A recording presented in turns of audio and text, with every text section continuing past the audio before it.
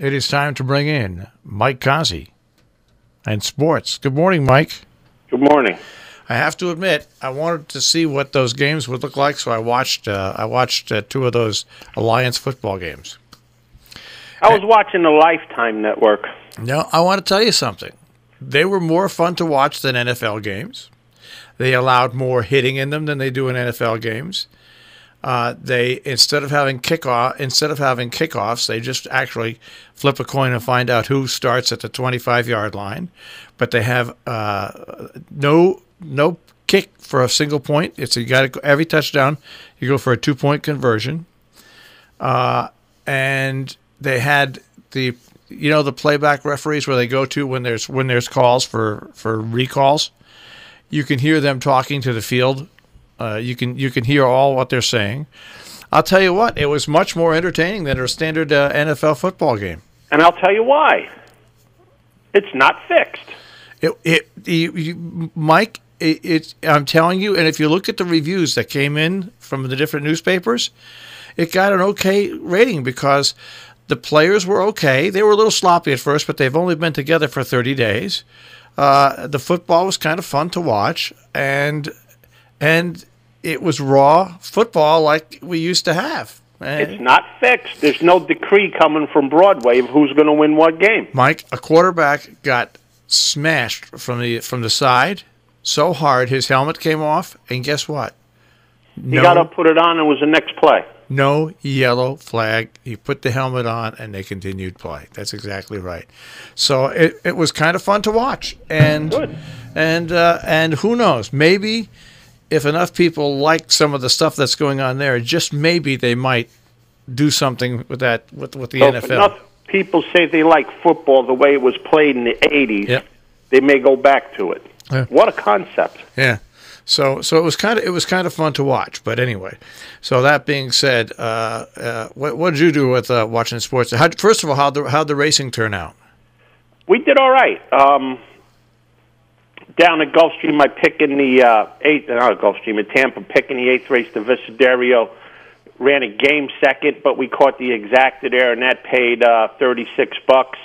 And then in the other turf race, we had a scratch. But the top play in the race for me, Hawksmoor won. And if you put a couple of nice horses behind it like I did, you caught a pretty decent try in Super. So we had two winners there. And then in the Sam Davis, a horse that I thought would go right to the front, Go Knicks, ran like the Knicks, never made the lead, ran a well-beaten 5th. And the horse that did make the lead out of the gate, the 9-horse, well-defined, won. So we had a win. We had an exact out of 4 races we picked there, and Go Knicks Go did not go for us in the big race. All right. In sports, Bob Costas was basically summarily almost booted out of NBC because of his stance on actually agreeing with a lot of what you said. So I couldn't work at NBC, huh? No, but the truth gets you fired. But that's okay because you can see Costas on the Major League MLB Network. Yeah. And he's unabashed and much better there. Much better there. NBC, nothing but bad business. Yeah, but and all their affiliates. So my opinion. So what else did I watch that was sports wise? Hey, well, did you watch Pebble Beach?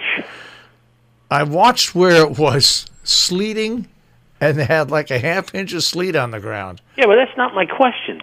Did Tiger Woods play? No, he skipped the tournament. Oh, Pebble Beach is like the first major of the year, isn't it? No. It's because I remember Pebble Beach being big when I was a little kid. Oh, it's a big. All the big names played in it. But it's a big tournament. But not all the top players play there every year because you always get teamed with amateurs, and there's 2 tournaments within one, and so it's kind of a nice thing. And the top players rotate through there. They don't play it every year. They don't play it. But it is a big tournament simply because It's on one of the most expensive pieces of real estate in the United States of America. So that's why it's a big I just deal. thought he didn't make the cut again. No. Yeah, I think there was like 5 or 6 of the top 10 that did not show up this year. It rotates through. They try to rotate it through so they have at least half the top 10 out there.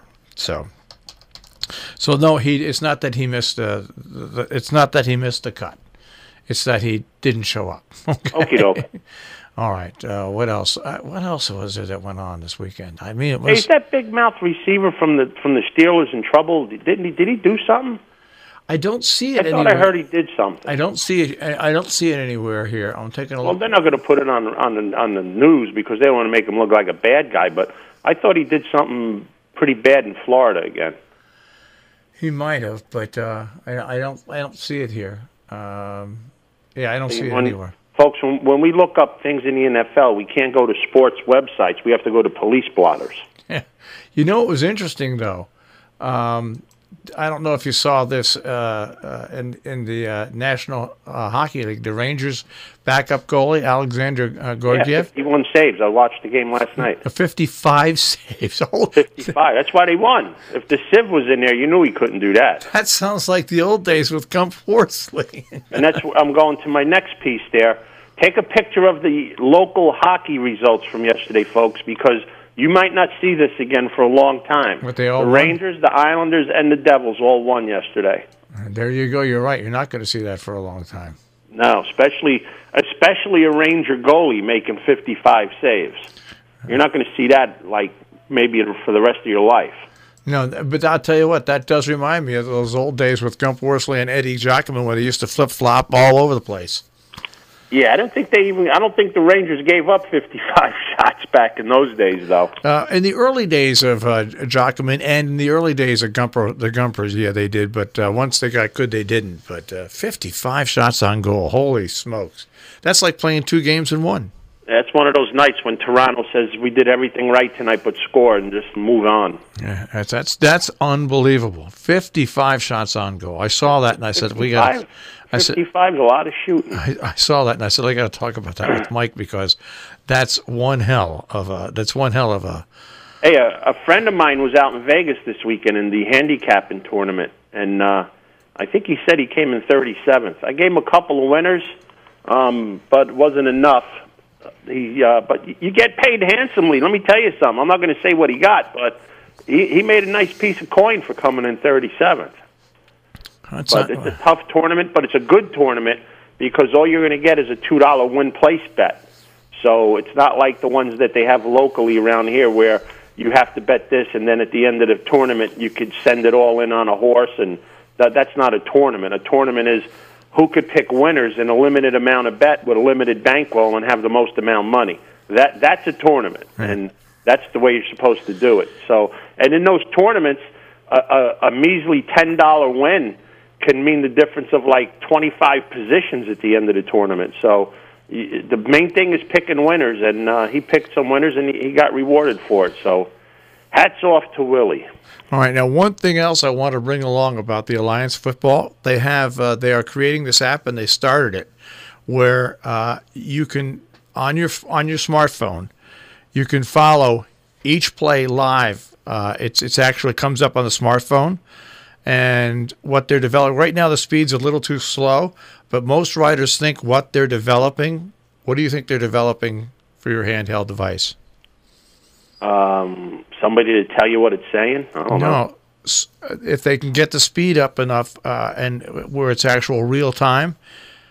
Here, I got a good thing for that. It's called Stay Home and Watch the Game. No, because now you're going to get all these clowns in the car playing with this app, crashing into telephone poles.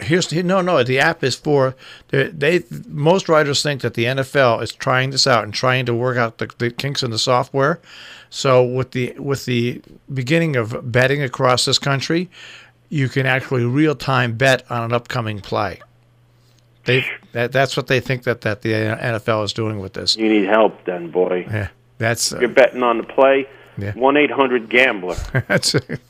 That's what most writers think. They think it's a cool thing, but they think that the only reason they're developing it is because if you're doing that, you got a sickness. Yeah. Yeah. Yeah. That's betting on a play. Yeah, pretty amazing. In the NFL. I know. Hey, you know what? Speaking of betting, you know how they bet on the time of the national anthem? Yeah. That's the biggest rig job in the world because the person winning should always cash a ticket. Yeah.